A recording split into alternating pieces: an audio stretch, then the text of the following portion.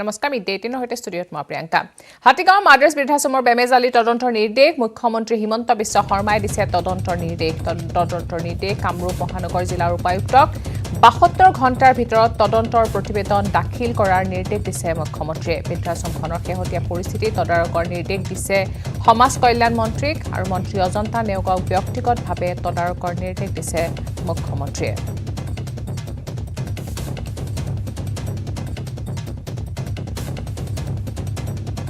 হাতীগাঁও মাদ্ৰাছ বৃদ্ধাশ্ৰমৰ বেমেজালি তদন্তৰ নিৰ্দেশ দিয়া হৈছে মুখ্যমন্ত্ৰী হিমন্ত বিশ্ব শৰ্মাই দিছে তদন্তৰ নিৰ্দেশ কামৰূপ মহানগৰ জিলাৰ উপায়ুক্তক 72 ঘণ্টাৰ ভিতৰত তদন্তৰ প্ৰতিবেদন দাখিল কৰাৰ বাবে নিৰ্দেশ দিছে মুখ্যমন্ত্ৰীয়ে বৃদ্ধাশ্ৰমখনৰ শেহতীয়া পৰিস্থিতি তদাৰকৰ নিৰ্দেশ দিছে সমাজ কল্যাণ মন্ত্ৰীক আৰু লগতে মন্ত্ৰী অজন্তা নেওগকো ব্যক্তিগতভাৱে তদাৰকৰ নিৰ্দেশ দিছে মুখ্যমন্ত্ৰীয়ে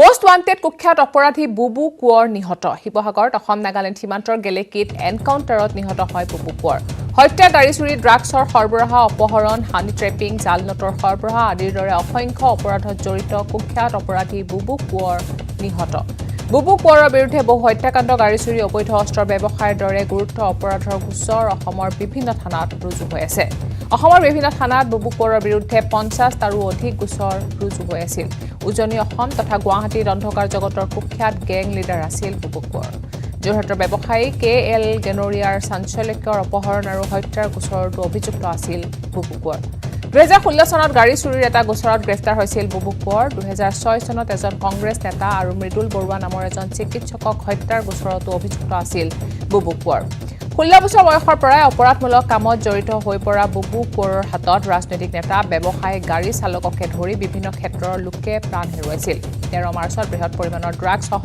most wanted বুবু কোঁৱৰক যোৰহাট নগৰৰ ৰাজমাও পুখুৰী পাৰৰ পৰা গ্ৰেফতাৰ কৰিছিল যোৰহাট সদৰ আৰক্ষীয়ে বৃহৎ পৰিমাণৰ নিষিদ্ধ ড্ৰাগছ বিক্ৰী কৰিবলৈ আহোঁতে হাতে লুটে আৰক্ষীৰ হাতত গ্ৰেফতাৰ হৈছিল বুবু কোঁৱৰ কিন্তু পিছত জামিনত পুনৰ মুকলি হৈছিল বুবু কোঁৱৰ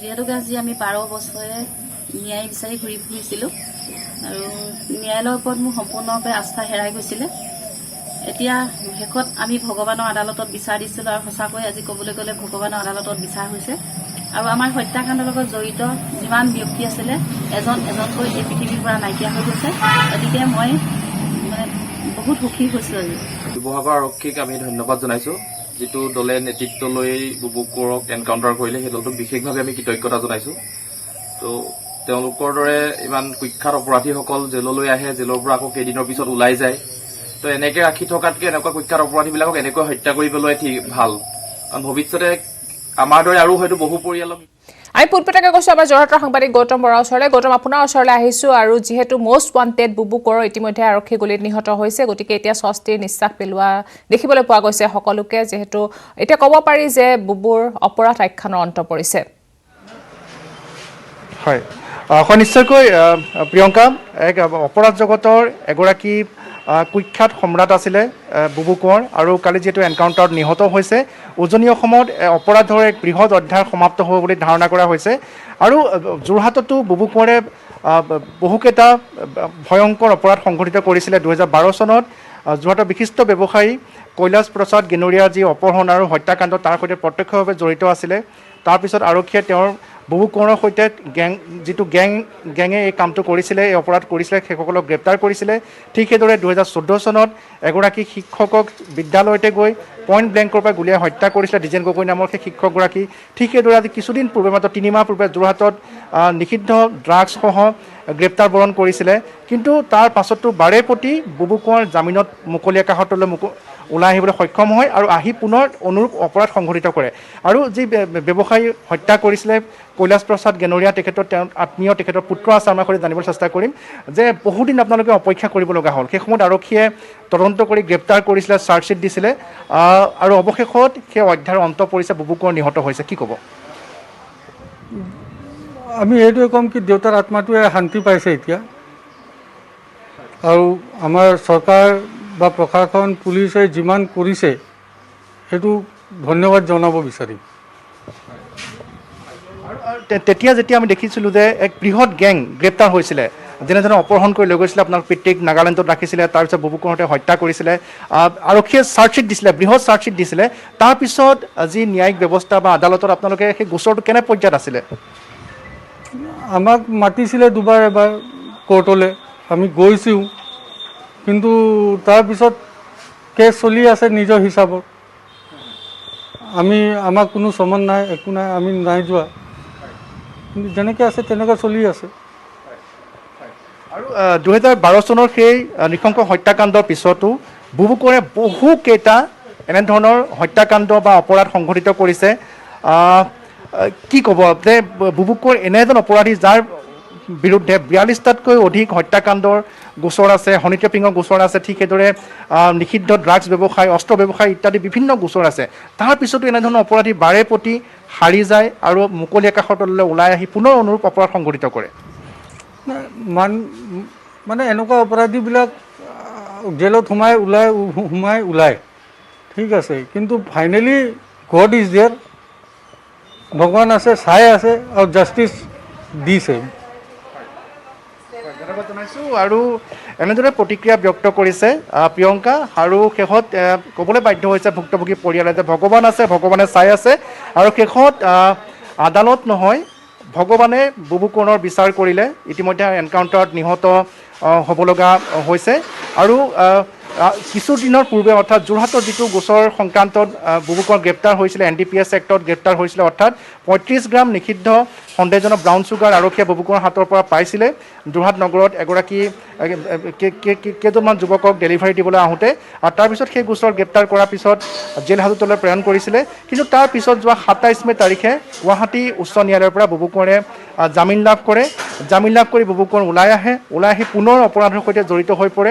আৰু শিৱসাগৰত অনুৰূপ ধৰণেৰে যি আৰক্ষীয়ে জানিবলৈ দিছে যে আৰ্মছৰ নিষিদ্ধ অস্ত্ৰৰ এক ডেলিভাৰী দিবলৈ যাওঁতে বুবু কোঁৱৰ আৰক্ষীৰ সৈতে যি এনকাউণ্টাৰ হয়, এনকাউণ্টাৰত নিহত হ'ব লগা হয়। কিন্তু বাৰম্বাৰ এটা প্ৰশ্নই সকলোকে জোকাৰি গৈছে যে এনেধৰণৰ অপৰাধীসকল, বুবু কোঁৱৰৰ দৰে অপৰাধীসকল কিয় আৰু কেনেদৰে গ্ৰেপ্তাৰ বৰণ কৰাৰ পিছতো মুকলি আকাশৰ তললৈ ওলাই আহিব পাৰে, বা এনেধৰণৰ অপৰাধীসকলক নিয়ন্ত্ৰণত ৰাখিবৰ বাবে যে চৰকাৰে এক বিশেষ ব্যৱস্থা গ্ৰহণ কৰিব লাগে, বা আৰক্ষীয়ে যে সময়মতে চাৰ্জশ্বীট যি দাখিল কৰিব লাগে আদালতত, বা কেছ ডায়েৰী যি দাখিল কৰিব লাগে, তাৰ বাবে বিহিত ব্যৱস্থা চৰকাৰৰ সংশ্লিষ্ট বিভাগে গ্ৰহণ কৰিব লাগে। বিশেষকৈ যোৰহাটৰ যিটো গোচৰত যোৱা 13 মাৰ্চ তাৰিখে গ্ৰেপ্তাৰ হোৱাৰ পিছত 27 মে' তাৰিখে যি বেল পাইছে, আমি যে জানিব পাৰিছোঁ যে ইতিমধ্যে আৰক্ষীয়ে যিসমূহ ড্ৰাগছ জব্দ কৰিছিলে তাৰ যি ফৰেঞ্চিক ৰিপৰ্ট লাগে, হয়তো সেই ফৰেঞ্চিক ৰিপৰ্ট সময়মতে আহি নোপোৱাৰ বাবে আৰক্ষী সক্ষম নহ'ল তাৰ চাৰ্জশ্বীট বা কেছ ডায়েৰী দাখিল কৰিবৰ বাবে। আৰু তাৰ সুযোগতে বুবু কোঁৱৰে এনেদৰে পুনৰ মুকলি আকাশৰ তললৈ আইনৰ যি সংশ্লিষ্ট ধাৰা আছে সেই ধাৰাৰ জৰিয়তে ওলাই আহিবলৈ সক্ষম হৈছে। কিন্তু এক অধ্যায়ৰ অন্ত পৰিছে, বিশেষকৈ উজনি অসমত। কিন্তু সকলোৱে পুনৰ আৰক্ষীক আহ্বান জনাইছে, কিয় বুবু কোঁৱৰে নহয়, বুবু কোঁৱৰৰ এক বৃহৎ নেক্সাছ আছিলে, বৃহৎ দল আছিলে। গুৱাহাটীতো তেওঁলোকৰ সদস্য আছে, ঠিক সেইদৰে উজনি অসমৰ বিভিন্ন জিলাত তেওঁলোকৰ সদস্য আছে। সেইসকলৰ ওপৰত ব্যৱস্থা গ্ৰহণ কৰিব লাগে। ইতিমধ্যে আৰক্ষী সষ্টম হৈছে। শিৱসাগৰ আৰক্ষী অধীক্ষকে আমাক জানিবলৈ দিছে যে বুবু কোঁৱৰে নহয়, বুবু কোঁৱৰ নিহত হোৱাৰ পিছত বুবু কোঁৱৰৰ যিটো দল আছিলে, যিটো গোট আছিলে, তেওঁলোকৰ ওপৰত ধাৰাবাহিকভাৱে অপাৰেশ্যন চলোৱা হ'ব, অভিযান চলোৱা হ'ব, আৰু এজনকৈ সেইসকল অপৰাধীক কৰায়ত্ব কৰা হ'ব। নিশ্চয়কৈ হয়, ধন্যবাদ জনাইছোঁ গৌতম। আৰু এতিয়া যেন সকলোৱে স্বস্তিৰ নিশ্বাস পেলাইছে, কাৰণ কেইবাটাও অপৰাধত জড়িত আছিল বুবু কোঁৱৰ। 16 বছৰ বয়সৰ পৰা অপৰাধমূলক কামত জড়িত হৈ পৰা বুবু কোঁৱৰৰ হাতত ৰাজনৈতিক নেতা, ব্যৱসায়, গাড়ী চালককে ধৰি বিভিন্ন ক্ষেত্ৰৰ লোকে প্ৰাণ হেৰুৱাইছিল। 13 মাৰ্চত বৃহৎ পৰিমাণৰ ড্ৰাগছসহ মষ্ট ৱান্টেড বুবু কোঁৱৰক যোৰহাট নগৰৰ ৰাজমাও পুখুৰীৰ পৰা গ্ৰেপ্তাৰ কৰিছিল। বৃহৎ পৰিমাণৰ নিষিদ্ধ ড্ৰাগছ বিক্ৰী কৰিবলৈ আহোঁতে হাতে লোটে আৰক্ষীৰ হাতত ধৰা পৰিছিল বুবু কোঁৱৰ। পিছত জামিনত মুকলি পাই ওলাই আহিছিল বুবু কোঁৱৰ, আৰু পিছত আৰক্ষীৰ এনকাউণ্টাৰত মৃত্যু হয় বুবু কোঁৱৰ।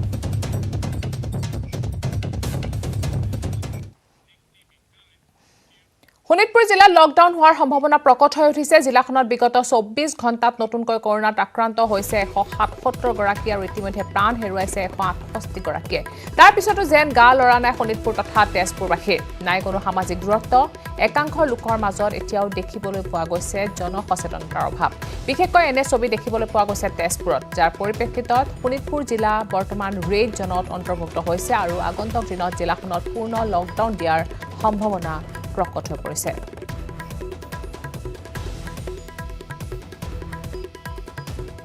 তেজপুৰৰ সাংবাদিক হেমন্ত কুমাৰ নাথৰ এক বিশেষ প্ৰতিবেদন আগবঢ়াইছে।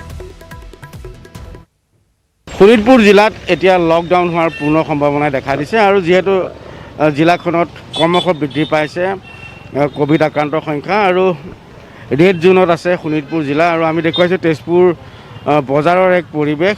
এই মুহূৰ্তত এতিয়াও যে জনসচেতনতা বৃদ্ধি পোৱা নাই সেয়া আমি দেখুৱাইছোঁ আৰু বিভিন্ন লোক আমি দেখা পাইছোঁ, সেয়া গ্ৰাহকেই হওক বা ক্ৰেতাই হওক, এতিয়াও মাস্কখন ভালদৰে তেওঁলোকে পৰিধান কৰা নাই বা সামাজিক দূৰত্ব মানি চলা নাই। এই মুহূৰ্তলৈকে জিলাবাসী কিন্তু সচেতন হোৱা আমি পৰিলক্ষিত হোৱা নাই আৰু এতিয়াও এনেদৰে যি সামাজিক দূৰত্ব মানি চলিব লাগিছিল সেয়া কিন্তু আমি দেখা নাই। ভণ্টি মাস্কখন পিন্ধা নাই ভালদৰে? উশাহ ল'ব নোৱাৰোঁ ভালকৈ মাস্ক পিন্ধিলে। উশাহ ল'ব নোৱাৰোঁ ভালকৈ মাস্ক পিন্ধিলে। উশাহ লোৱাত কষ্ট হয়। হয়, বিভিন্নজনৰ বিভিন্ন অজুহাত আৰু এনেদৰেই দেখা গৈছে। এতিয়া ৰেড জোনত এনে পৰিপ্ৰেক্ষিততে এতিয়া ৰেড জোনত শোণিতপুৰ নেটৱৰ্ক 18 আৰু ফেডাৰেল বেংকৰ সঞ্জীৱনী গাড়ী কোভিডৰ কবলত পৰা দেশৰ সকলো জিলা ভ্ৰমি ফুৰিছে। ভেকচিনৰ গুৰুত্বৰ বিষয়ে সজাগতা সৃষ্টিৰ প্ৰয়াসত আমাক সহযোগ কৰক। আমাৰ সঞ্জীৱনী গাড়ীখন আজি ক'ত আছে চাওঁ আহক।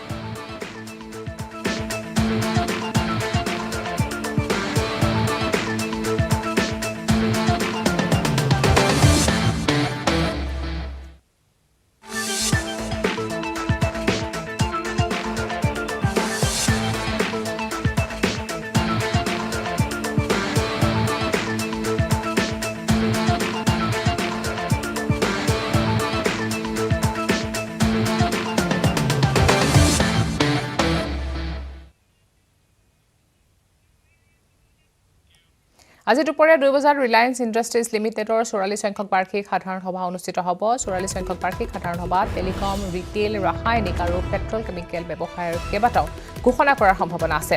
কোম্পানীটোৱে 5G নেটৱৰ্কক লৈ গুৰুত্বপূৰ্ণ ঘোষণা কৰাৰ সম্ভাৱনা আছে। সমান্তৰালকৈ এটা নতুন 5G স্মাৰ্টফোন আৰু এটা লেপটপ মুকলি কৰিব বুলি আশা কৰা হৈছে। ৰিলায়েন্স AGM জিঅ'মিটত লাইভ হ'ব আৰু ব্যৱহাৰকাৰীসকলে jiomit.com অনুষ্ঠানটোৰ বাবে পঞ্জীয়ন কৰিব পাৰে। বিগত বৰ্ষৰ বাৰ্ষিক সাধাৰণ সভাত ৰিলায়েন্স ইণ্ডাষ্ট্ৰিজৰ অধ্যক্ষ মুকেশ আম্বানীয়ে কয় যে জিঅ'ই আৰম্ভণিৰ পৰা এক সম্পূৰ্ণ 5G সমাধান বিকশিত কৰিছে, যাৰ সহায়ত ভাৰতত বিশ্বমানৰ 5G সেৱা আৰম্ভ কৰিবলৈ সক্ষম কৰিব।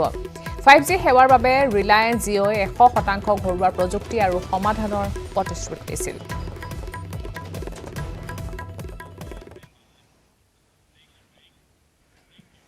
মিড ডে 8 আছে আৰু খবৰ, কিন্তু তাৰ আগতে লৈছো এটা সৰু বিৰতি। ষ্টীল ইমান ষ্ট্ৰং যে 20% কমকৈ লাগে। ষ্ট্ৰং আৰু বুদ্ধিয় মাইথান নিৰ্মাণৰ মানদণ্ড।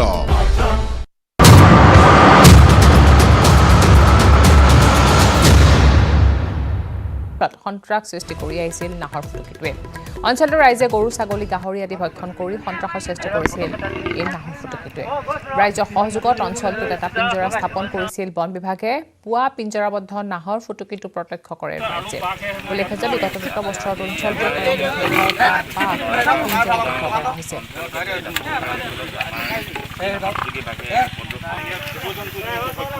বাঘ মানে আজি বহুত দিনৰ পৰা আপোনাৰ এইটো গঁৰালত গাভিনী ছাগলী ভৰাই থোৱা আছে। আমাক মানে বন বিভাগে আজিলৈকে ছাগলী এটাও দিয়া নাই। এজন ল'ৰাই আনি সদায় ৰাতিপুৱা নিয়ে গধূলি ভৰাই, ৰাতিপুৱা নিয়ে গধূলি ভৰাই, তেনেকৈ আছে। একদম আজি জগু কালি জগু হৈ থকা ছাগলী। আমাক পিঞ্জৰা নিদিয়াৰ কাৰণে এইটো আপোনাৰ কাঠৰ গঁৰাল মিস্ত্ৰী হতোৱা বনাই ল'ৰাবিলাক সকলো লাগি পেলাই বনাই পেলাই এইটো আপোনাৰ ঠিক কৰি পেলাই ইয়াত বৰ্তমান আমি ছাগলী ভৰাবলৈ নাই, অকল হাঁহ এটা ভৰাই থোৱা থাকে। হাঁহতনো ক'ত লাগিব বাঘ আপোনাৰ ছাগলী নাপালে। কাজিৰঙাৰ ৰাজপথত বন বিভাগৰ বেৰিকেড স্থাপন প্ৰতি বছৰৰ দৰে এইবাৰো বানৰ সময়ত ৰাষ্ট্ৰীয় উদ্যান কৰ্তৃপক্ষই যান বাহনৰ গতিবেগ নিয়ন্ত্ৰণৰ ক্ষেত্ৰত স্থাপন কৰিছে বেৰিকেড। কাজিৰঙা ৰাষ্ট্ৰীয় উদ্যানৰ বুঢ়াপাহাৰৰ বনাঞ্চলৰ আমগুৰিৰ পৰা আগৰাতলি বনাঞ্চলৰ সমীপৰ মেথনি পৰ্যন্ত ৩৭ নং ৰাষ্ট্ৰীয় ঘাইপথৰ এনিমেল কৰিডৰসমূহত স্থাপন কৰিছে বেৰিকেড। সমান্তৰালকৈ যান বাহনৰ গতিবেগ নিয়ন্ত্ৰণৰ ক্ষেত্ৰত গতিবেগ নিৰীক্ষণ যন্ত্ৰ লগোৱাৰ উপৰিও বহুকেইটা উন্নত মানৰ সেন্সৰ কেমেৰা সংলগ্ন কৰিছে উদ্যান কৰ্তৃপক্ষই। এইটো 21 জুন তাৰিখে এবছৰ আমি বেৰিকেডসমূহ তাত দিয়া হৈছে। আমাৰ বিশেষকৈ কহৰা বনাঞ্চলৰ হালদিবাৰী কৰিডৰ এৰিয়াটোত আমাৰ বহুৱা হৈছে। তো বিশেষকৈ কৰিডৰ বেৰিকেডখিনি দিয়া হৈছে যাতে তীব্ৰবেগী বাহনবোৰৰ গতি হ্ৰাস হয়। কাৰণ এইকেইটা কৰিডৰত এসপ্তাহ ধৰি আমি অকণমান দেখা পোৱা গৈছে যে এটা দুটা হকদিৰৰ অলপ মুভমেণ্ট হৈ আছে। আৰু যিহেতুকে হালদিবাৰী এৰিয়াটো এটা এক্টিভ কৰিডৰ